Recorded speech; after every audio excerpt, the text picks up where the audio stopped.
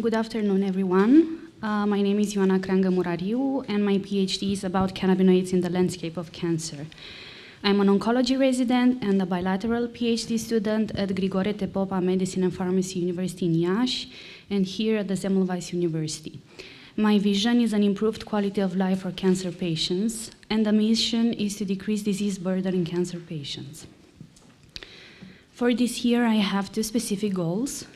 The first is to investigate the safety and efficacy of cannabinoids in cancer patients. As you know, the cancer incidence is increasing, however, the mortality seems to be decreasing. By 2030, more than 22 million patients will survive cancer, so quality of life is as important as an efficient therapy. The most prevalent symptoms for cancer burden are fatigue, pain, and lack of appetite. Of course, there is treatment for that, however, it can be ineffective for some categories of patients. Cannabinoids are a new class of drugs. Almost 40% of cancer patients admit using them, either physician-prescribed or illicitly procured. They have promising results for symptom control, however, they raise some issues regarding the proper therapy indication and safety. So our aim is to see whether cannabinoids are effective for the palliation of cancer-associated symptoms. We are going to investigate cancer patients that were administered cannabinoids compared to standard of care or placebo, and we will assess the efficacy, pain, nausea, vomiting, cachexia, mental alterations, tolerability, and safety. The clinical implication is that we will have a new palliative drug and improved quality of life. We conducted a systematic search in 3 databases using a combination between the cancer and the cannabinoid domain. We started with more than 27,000 records and ended up with 98 full eligible articles. Our strategy for the data analysis is to divide the articles between interventional and observational studies, and each of them divide based on the THC and CBD content, given the fact that these are the most known active molecules. In the right part of the slide, you can see our primary outcomes. However, we did not finish the analysis for neither of them, but I chose to present you today some very preliminary data. The first outcome that was assessed was pain in case of advanced cancer patients that were experiencing these despite a maximal opioid therapy. It was measured before and after the intervention on the numerical rating scale, which is rated from 0 to 10. 0 means no pain, and 10 means the absolute worst pain. And on the ESSAS, or Edmonton Symptom Assessment Scale, which is also rated from 0 to 10. Here we included 3 ongoing clinical trials where the patients received some type of cannabinoid product with the same ratio between THC and CBD, and the randomized control trial where patients receive a CBD high product. All of them were compared to placebo. Of course, we are experiencing increased heterogeneity, mainly because to the intervention itself, but also from the form of administration, given the fact that the first articles, the patient received the product as an oromucosal spray, and in the last article, the patient received it as an oral oil. Our results show that cannabinoids modestly improve pain, however, it is not clinically significant. The second outcome that we assessed was constipation for advanced cancer patients that were experiencing this as a side effect from the opioid therapy. It was measured on the numerical rating scale with 0 meaning normal transit and 10 meaning complete obstruction. We included in the analysis 3 ongoing clinical trials with a total of 355 patients that were compared to placebo. Our results show that cannabinoids do not have an effect on constipation.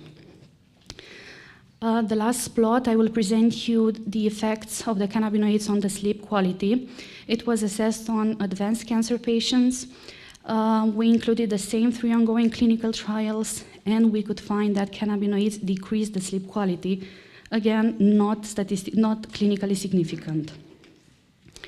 Our study has some strengths because we assessed multiple outcomes and we conducted a comprehensive analysis on every type of cannabinoid with a rigorous methodology.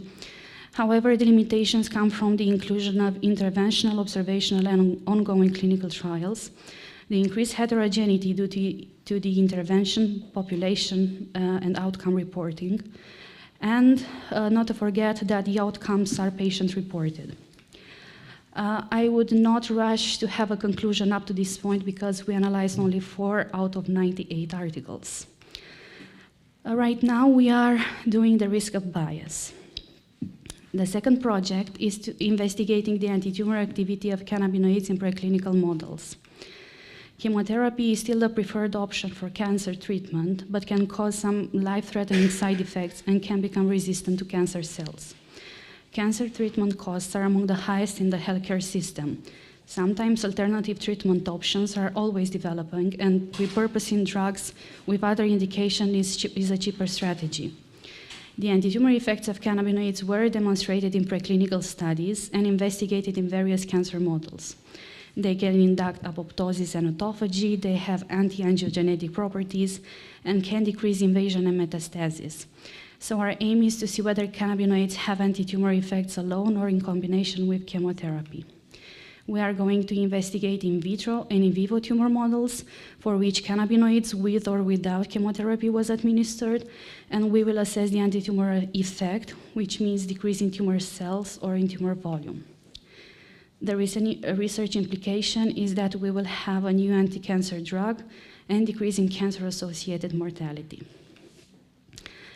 Our topic is feasible, and soon we will start drafting the Prospero. So in summary, I have 2 ongoing projects. The first is to investigate the safety and efficacy of cannabinoids for symptom control. The second is to investigate their anti-tumor activity in preclinical models. Thank you for your attention, and do not forget, the harder you work, the more luck you seem to have.